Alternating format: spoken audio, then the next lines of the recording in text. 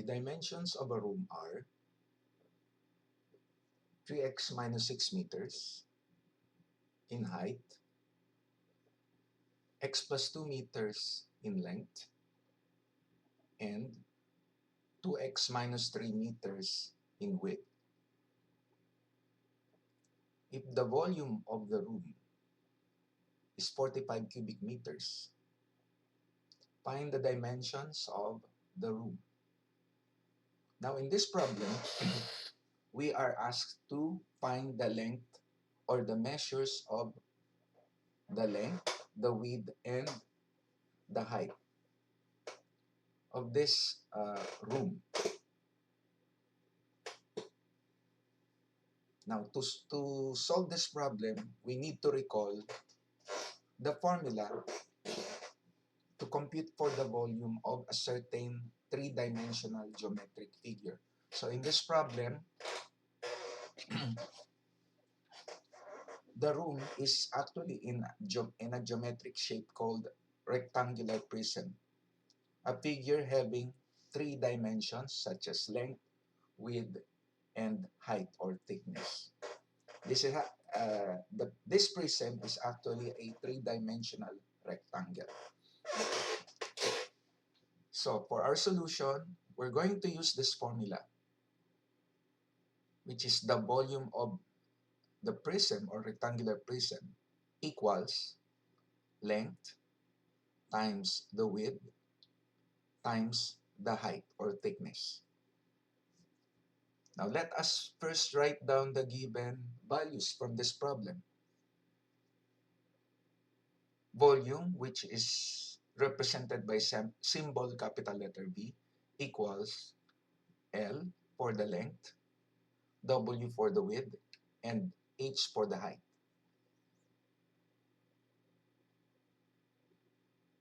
For the length, it is given as x plus 2 meters. Width is 2x minus 3. And H is given as 3x minus 6. And for the volume, it is equal to 45 or 45 cubic meters. Now, plugging in these values to this formula, we have this equation. 45 equals quantity x plus 2 times quantity 2x minus 3 times quantity 3x minus 6. Performing the indicated operation, we have the following. But first, let us analyze this factored form on the right side. You will notice that the third linear factor has a common factor of 3 from each of these two terms. So we will factor 3 out from this expression. So this will result to 3 times the quantity x minus 2. X minus 2 is obtained by dividing 3x by 3 and 6 by 3 also. Then, the next step is, you will notice that 3 and 45 has a common factor, and that is 3. So we will cancel out 3 to 45 and the 3 itself. So 45 becomes 15 because it is the result when 45 is divided by 3. And 3 becomes 1 because 3 divided by 3 is equal to 1.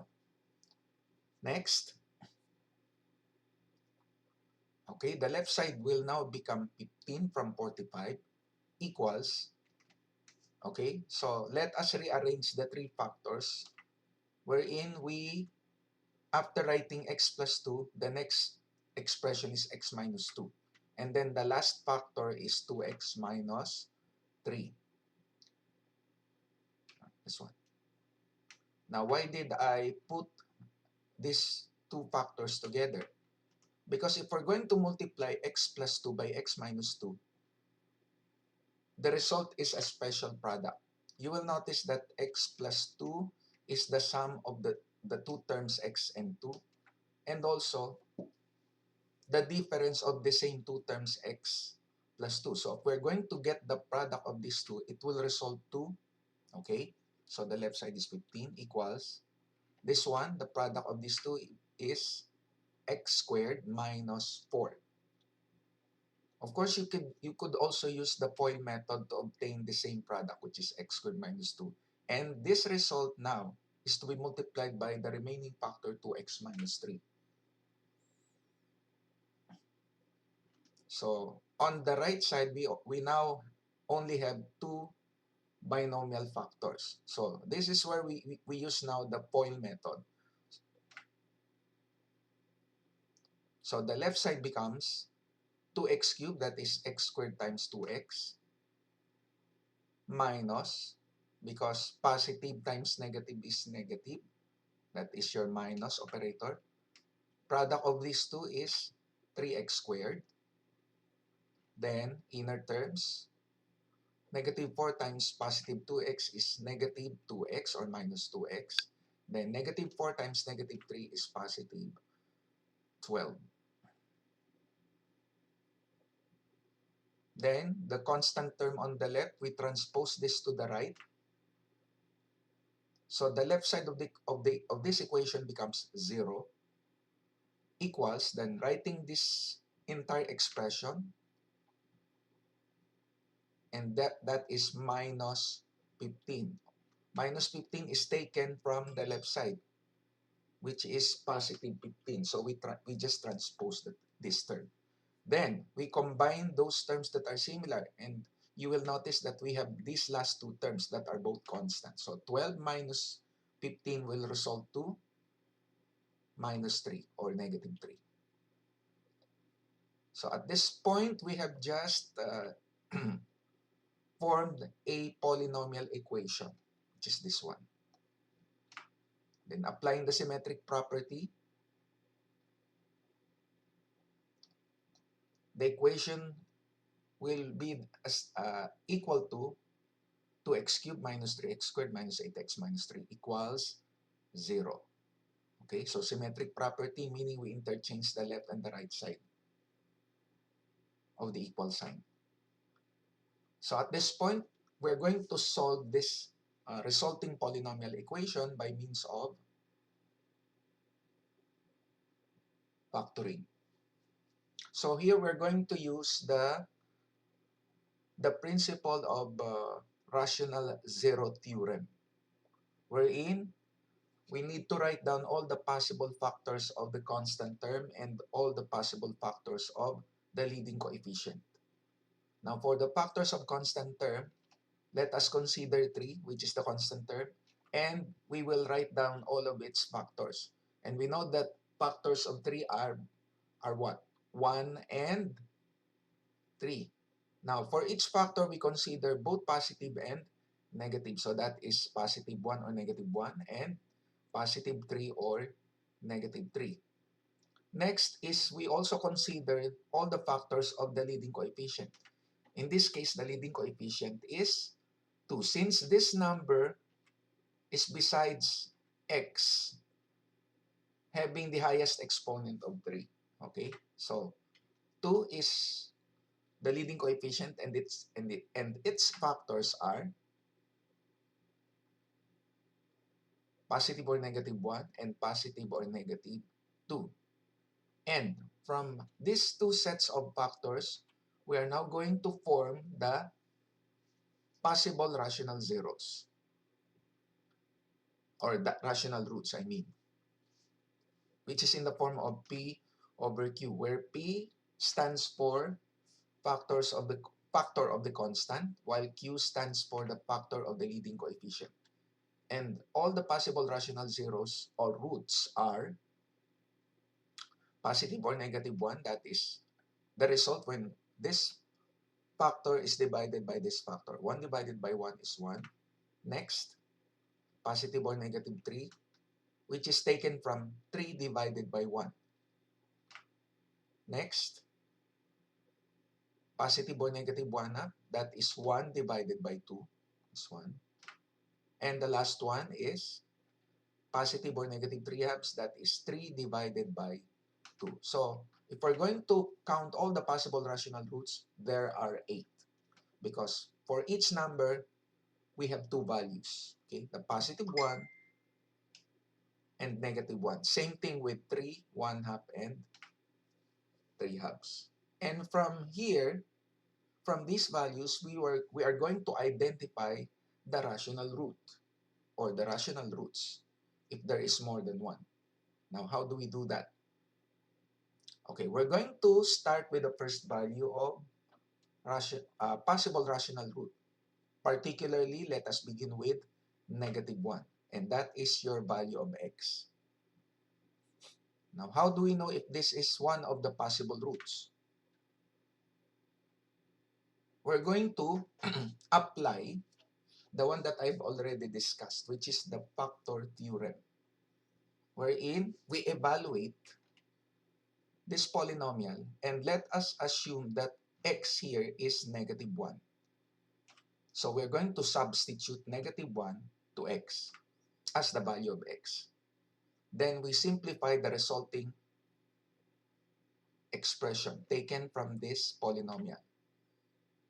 So 2x cubed, that will become 2 times -1 quantity cubed minus 3 times x squared, which is quantity -1 squared, minus 8 times x, which is quantity -1 minus 3.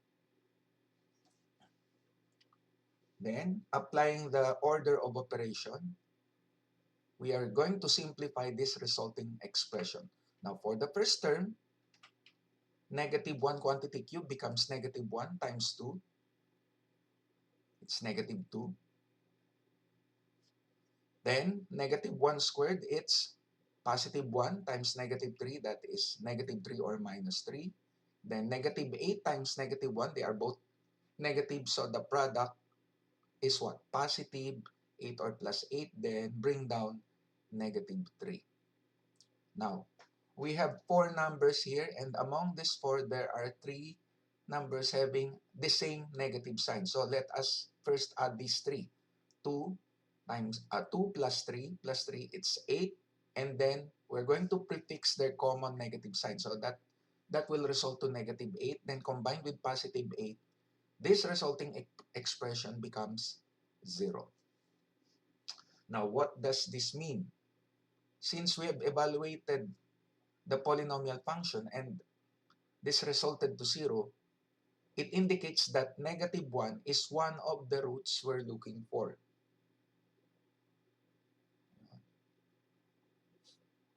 Therefore, -1 is one of the roots. So, the next step is we're going to use this root, identified root, to the synthetic division in order to determine the other roots. So by synthetic division, we refer to the polynomial and we're going to consider all the coefficients and the constant term. So 2 minus 3 minus 8 minus 3. Then, let us start with the process. Bring down 2, then 2 times -1, -2, place it under -3, and then you add these two, we have -5. -5 times -1 is +5. -8 plus 5, it's -3. -3 times -1 is +3. So negative plus +3, it will result to 0. So it means the remainder is 0. Therefore, this third row of numbers are what? The coefficient of the quotient, whose expression is what? 2x squared. Now, why is it with x squared? Because as I have discussed this before, if this is your 0 remainder, -3 is your constant term. Of course, the degree of the constant term is 0. And then, next is preceded by -5. So if this is 0 degree, this one is first degree. So it has x with an exponent of 1. And obviously, 2, which is the leading coefficient of the quotient, has a degree of 2 for the variable x. So that is 2x squared. So again, 2x squared minus 5x minus 3 equals 0. So you will notice that the resulting quotient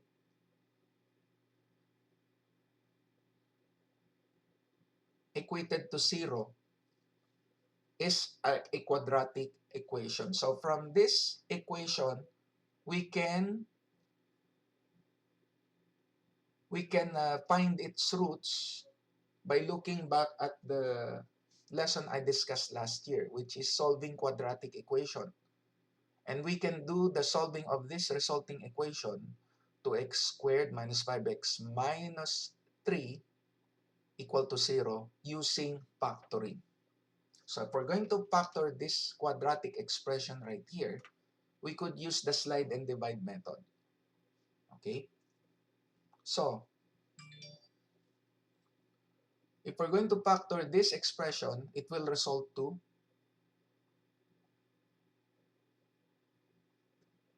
2x plus 1 times quantity x minus 3. And applying the zero product property, we're going to equate each factor to 0. So we have 2x plus 1 equals 0, and x minus 3 equals 0. So we have two resulting linear equations in one variable. So from each resulting equation, the value of x is, for the first one is 1 half, so that is 1 reverse its sign, so it becomes negative 1 over the leading coefficient 2. So it's negative 1 half. And for the second equation, what number x when subtracted by 3 will result to 0? So that is x equals 3. So what have we noticed here? So we have just solved this equation. We have just determined all the roots of this polynomial equation. And these roots are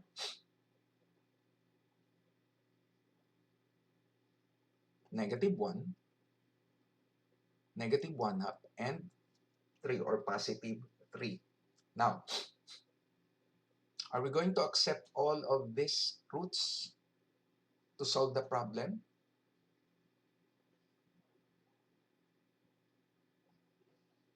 Now, since we cannot consider negative value for any dimension, we will only consider the value of 3 as our root or value of x. Okay. And this is what we're going to use in order to solve the problem. So going back to the given problem, now for the required dimension, and these are the values. First is for the length. We know that the given length in the problem is what? X plus 2. So taking the obtained value of x, which is 3, so this will become 3 plus 2, which is equal to 5. So the length of the room is actually 5 meters. Now, what about the width of the room? So that is W equals quantity 2x minus 3. Substitute the value of x, which is 3. This will become 2 times 3 minus 3. And the result is 3 meters because this will become 6 minus 3. It's 3 meters. Then finally, for the height, that is h, the given expression is 3x minus 6. Substitute the value of x. That will give you 3 times 3, which is 9 minus 6. So the height is 3 meters. And this is your answers. This is the set of your answers. Now, why, again, why is it that we did not consider the other two roots, like negative 1 and negative 1 out? Now, you will notice that if we're going to substitute negative 1 as the value of x here, the length is still positive, which is 1 meters, if this is negative 1. Now, the problem occurs on the other two in the other two dimensions such as width. Now look, so if x is -1, so this will become -1 times 2. This will become -2 minus 3. The result will become -5 meters. And there's no such thing as negative dimension. Okay? So the measures for the dimension is always positive. Okay? Now, same thing with the height. If this is -1, the height will result to -9 meters. Again, there's no such thing as -9 meters. So the only value of x that is acceptable to get the positive dimensions is 3.